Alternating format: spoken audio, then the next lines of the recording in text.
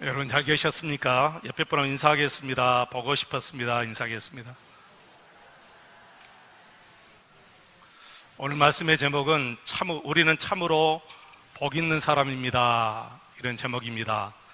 우리는 참으로 복 있는 사람입니다.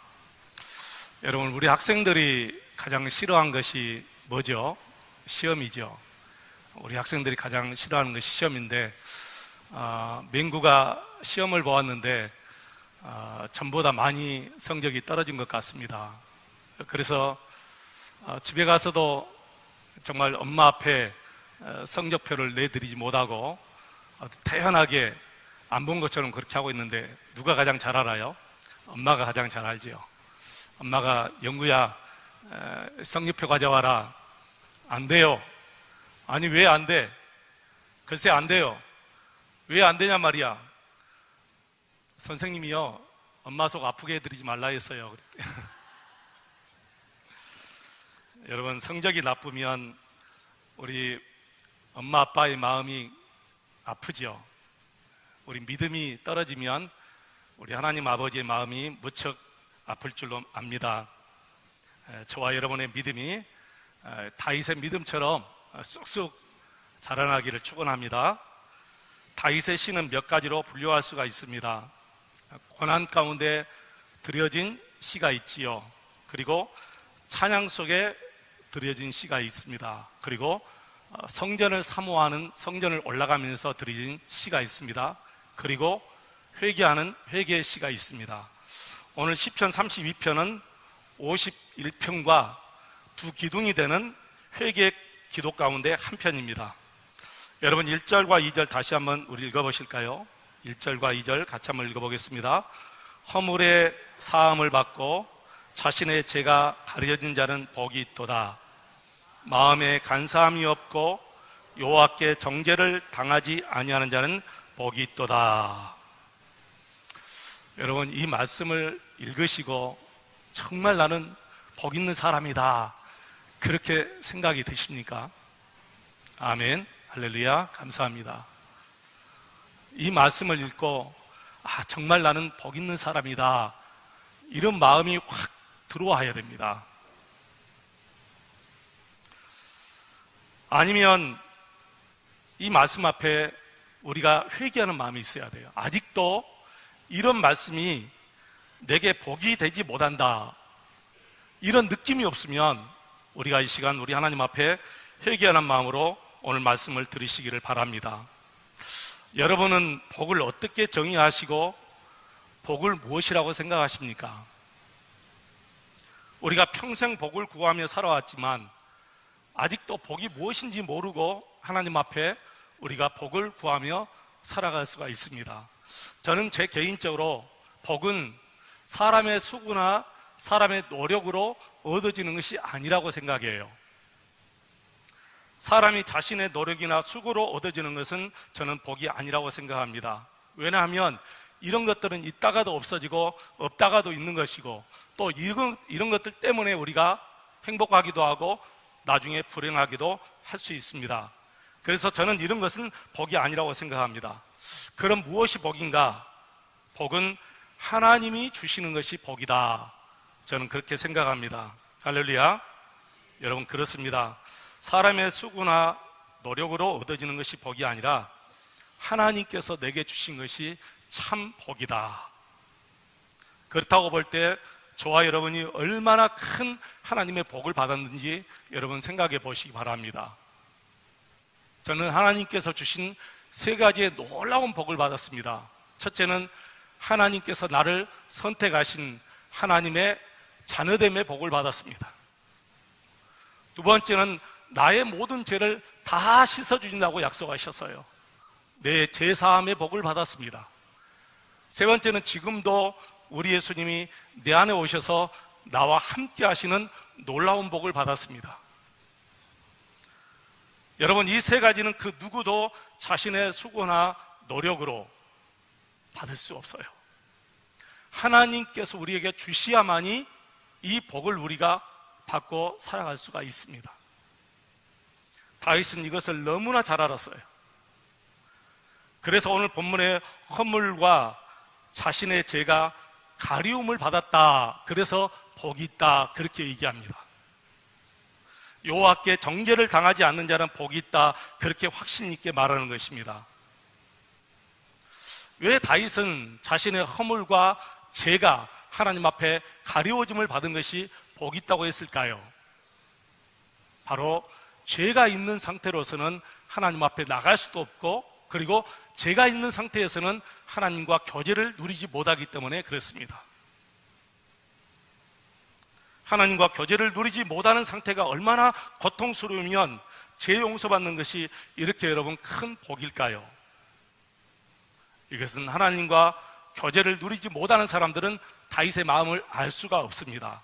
이해할 수가 없습니다. 저는 다윗의 마음을 이해합니다. 하나님과 교제를 누리지 못하고 살아가는 삶이 얼마나 힘들고 고통스럽고 답답한지. 여러분 그렇지 않습니까? 하나님과 교제를 누리지 못하고 살아가는 심령의 이 답답함을 여러분 체험해 보셨습니까? 누구나 다 예수 그리스도인이라면, 정말 마음에 하나님을 모시고 사는 사람들이라면 이 과정을 다 겪어 보셨을 줄로 압니다.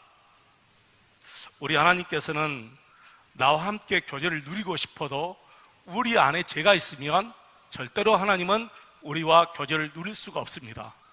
우리 또한 죄가 있는 상태에서는 하나님 앞에 나가지도 못하고 하나님 앞에 기도할 수가 없어요. 여러분 다 겪어보셨죠? 그리고 믿음의 사람들이라면 이런 생활과 마음은 반드시 겪어야 되는 것입니다. 하나님이 죄 때문에 나와 함께하지 못하실 때 이런 답답함이 우리에게 분명히 있어야 됩니다. 그리고 이 답답함 때문에 다윗처럼 하나님 앞에 통곡하며 회개하는 그런 기도의 체험이 분명히 있어야 될 줄로 믿습니다.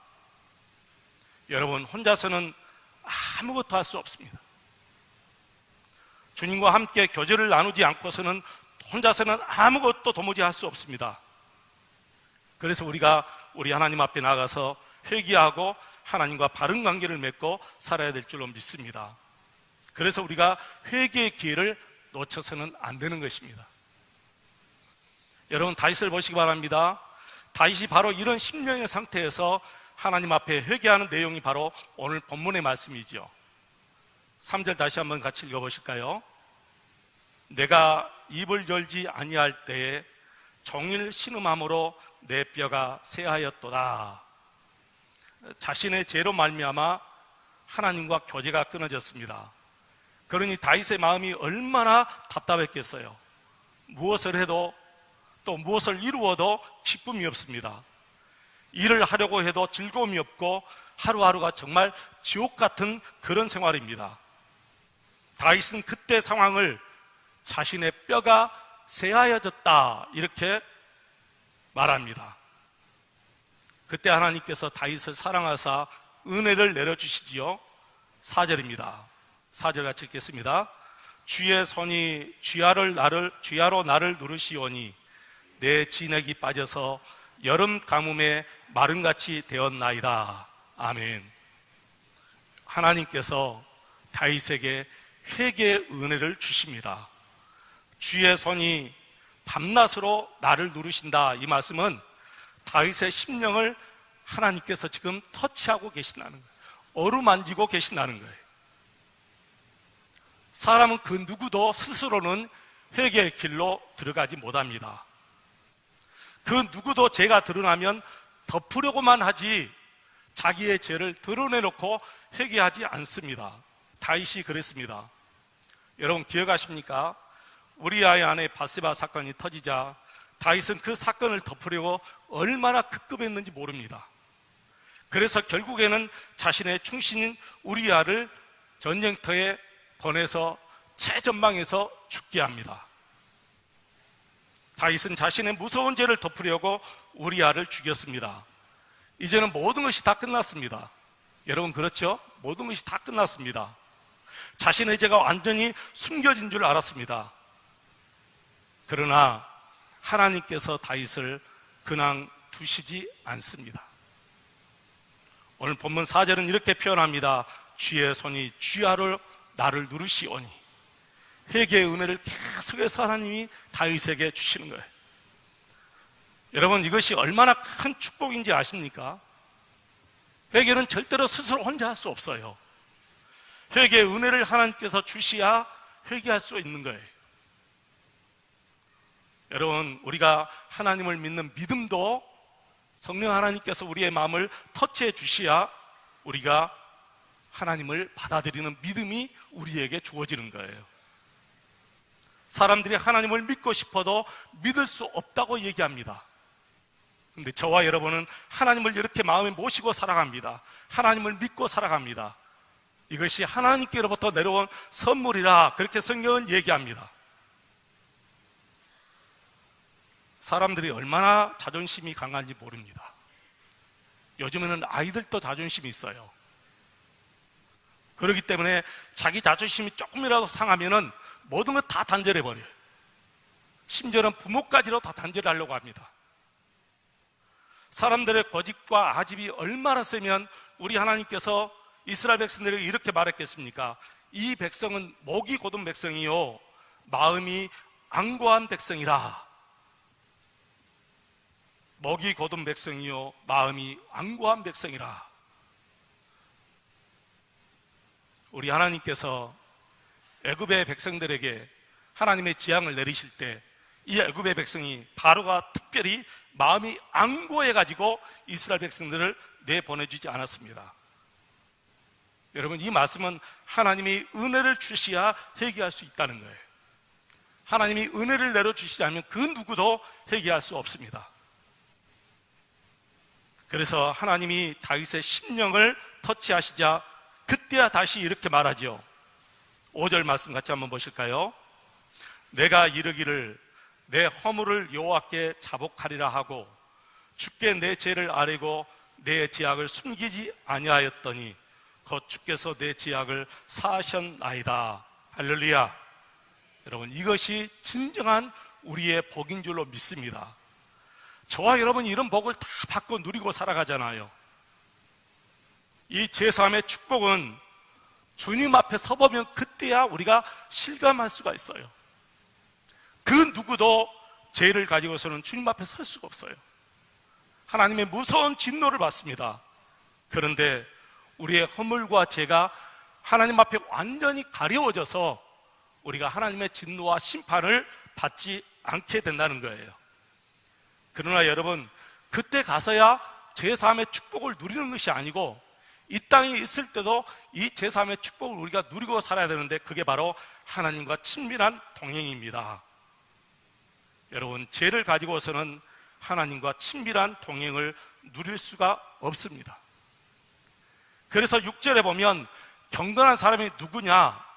바로 하나님 앞에 회개하고 하나님과 올바른 교제를 누리고 사는 성도가 경건한 사람이다. 그래서 경건한 자는 이런 기회를 타서 주를 만날 기회를 얻어서 주께 기도할지라 진실로 홍수가 범람할지라도 그에게 미치지 못하리라. 이렇게 말했습니다. 회개할 수 있는 기회가 있음에도 불구하고 회개하지 않으면 그 사람은 망하는 것입니다. 그러나 아무리 홍수가 일고 풍랑이 닥쳐도 회개하고 하나님과 바른 관계를 맺으면 반드시 하나님이 그 사람을 쓰시고 세우시고 바르게 인도하시고 결국에는 하나님의 축복을 주실 줄로 믿습니다. 그래서 우리가 하나님 앞에 바로 서야 됩니다.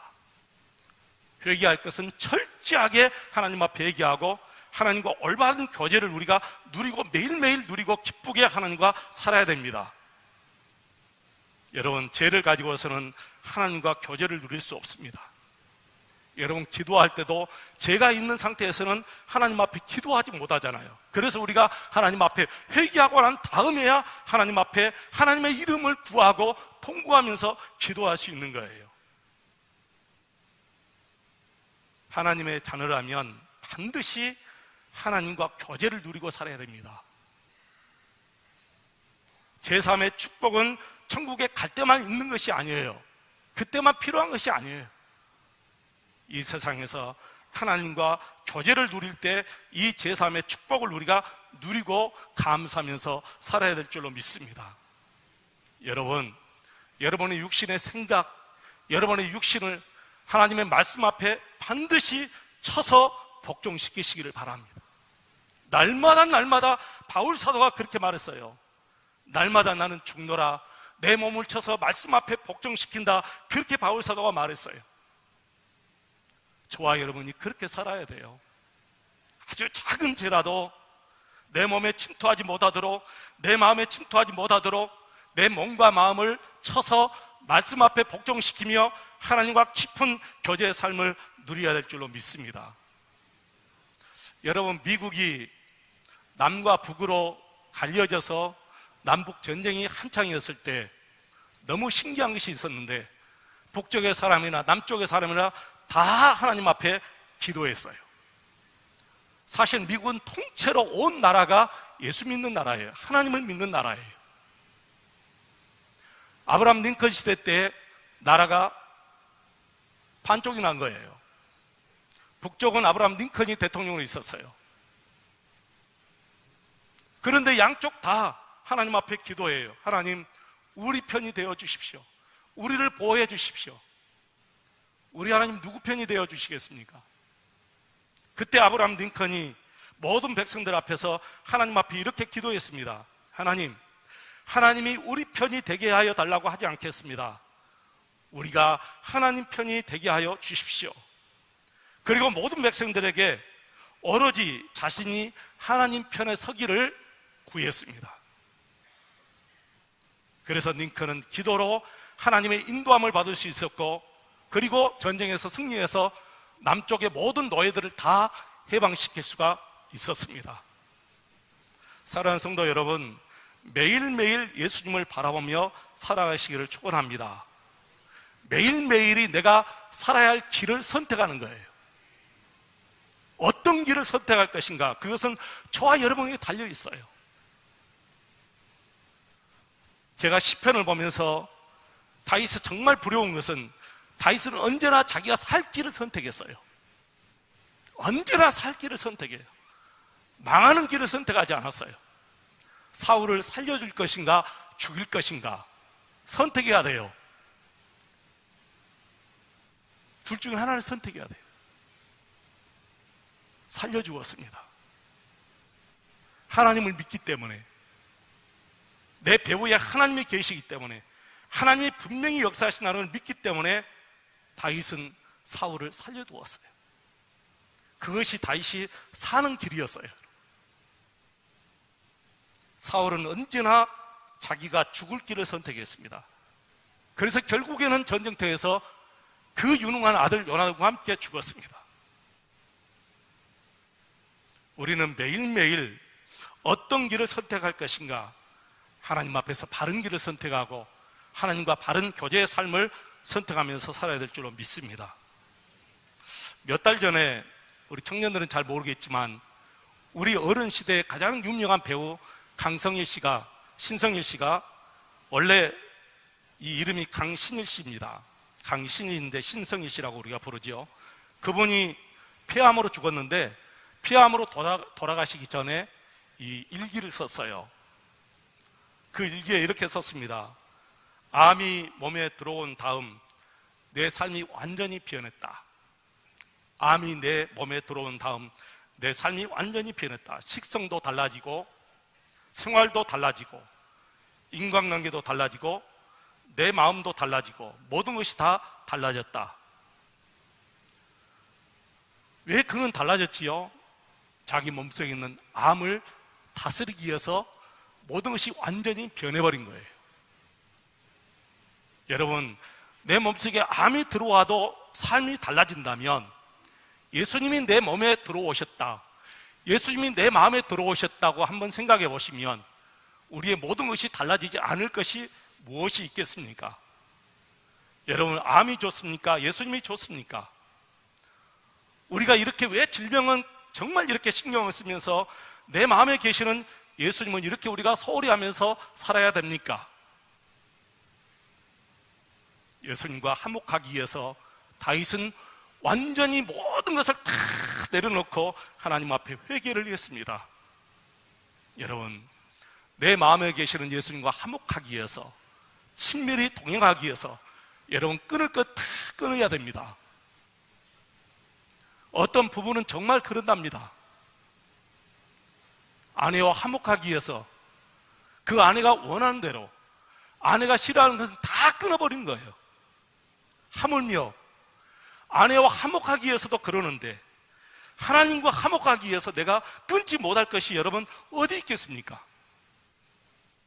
하나님과 친밀히 동행하기 위해서 내가 해야 될 것이 어디가 있겠습니까, 여러분? 하나님과 친밀히 동행하기 위해서 여러분 모든 것을 다, 세상 것을 다 끊어버리시기를 축원합니다. 다윗은 또 어떤 사람이 복 있는 삶이라고 했습니까? 시편 84편 5절로 7절 말씀 보면, 주께 힘을 얻고 그 마음에 시온의 대로가 있는 자는 복이 있나이다. 그들이 눈물 골짜기로 지나갈 때에 그것에 많은 샘이 있을 것이며 이른 비가 복을 채워주시나이다. 그들은 힘을 얻고 더더 나아가 시온에서 하나님 앞에 각기 나타나리이다. 여러분, 인생의 갈 길이 보이십니까? 보여야 됩니다. 나의 갈 길이 내 눈에 환히 보여야 됩니다. 내 인생의 갈 길이 아직 보이지 않는다는 것은 여러분의 믿음이 부족하든지 아니면 아직도 예수님을 못 모시고 사는 중에 하나입니다. 정말 예수님을 모시고 살면 내가 가는 길이 환히 보여요. 시온의 대로가 보이는 거예요. 보여야 됩니다. 내가 오늘 어떻게 살아야 되는가, 내가 오늘 어디를 가야 되는가, 내가 오늘 무슨 말을 하고 살아야 되는가, 다 보여야 돼요. 그래서 오늘 다윗은 9절에 뭐라 했습니까? 너희는 무지한 말이나 노새같이 되지 말지어다. 그것들은 제갈과 굴레로 단속하지 아니하면 너희에게 가까이 가지 아니하리로다. 여러분, 이게 무슨 말이죠? 함부로 말하지 말고 함부로 행동하지 말라는 거예요. 여러분, 내 앞길이 눈에 환히 보이는데 함부로 말하고 함부로 행동할 수 있어요?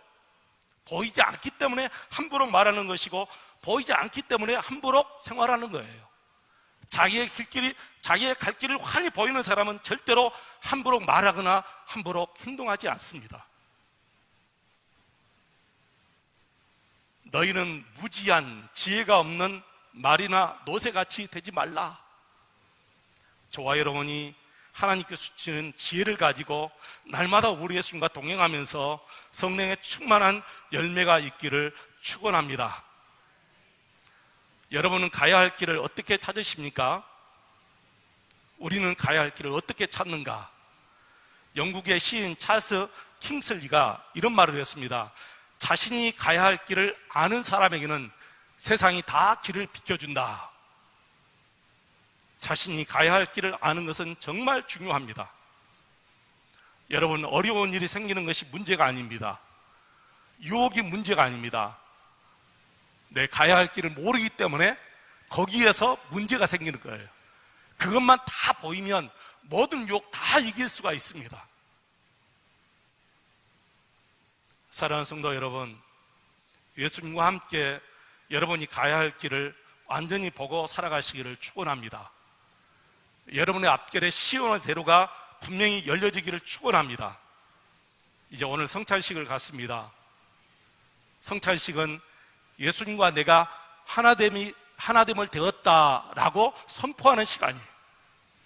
우리가 떡과 잔을 먹고 마실 때 나는 예수님과 하나 되었습니다 라고 선포하는 시간입니다. 여러분, 저와 여러분은 이미 예수님과 하나 되었습니다.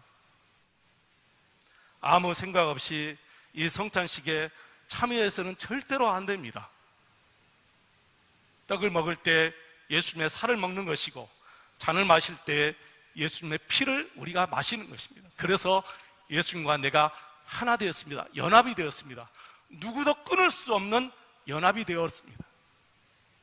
천사도 끊을 수 없고 세상의 그 어떤 것도 끊을 수 없습니다. 여러분, 오늘 또 내일 또 매일매일 삶 속에서 예수님과 여러분이 하나가 되는 그런 삶을 평생 살아가시기를 주의 이름으로 축원을 드리겠습니다. 기도하겠습니다. 하나님 아버지, 감사합니다. 다윗은 예수님을 모시고 살면서 큰 죄를 짓고 그리고 회개하고 다시 예수님과 친밀한 관계를 누리고 살며 자기가 가야 할 길을 밝히 보며 살았습니다. 주님, 내 안에 죄가 있으면, 내 생활 속에 죄가 있으면 예수님과 함께 살 수 없고 교제를 누릴 수가 없습니다. 그렇다 보면 내 앞길을 보이지 않습니다. 내가 마땅히 가야 할 길을 우리가 보지 못하고 살아갑니다. 주님, 사랑하는 우리 모든 성도들 매일매일 예수님과 하나 되어 예수님과 친밀히 교제를 누리고 살아갈 수 있도록 도와주옵소서. 예수님의 이름으로 기도하옵나이다. 아멘.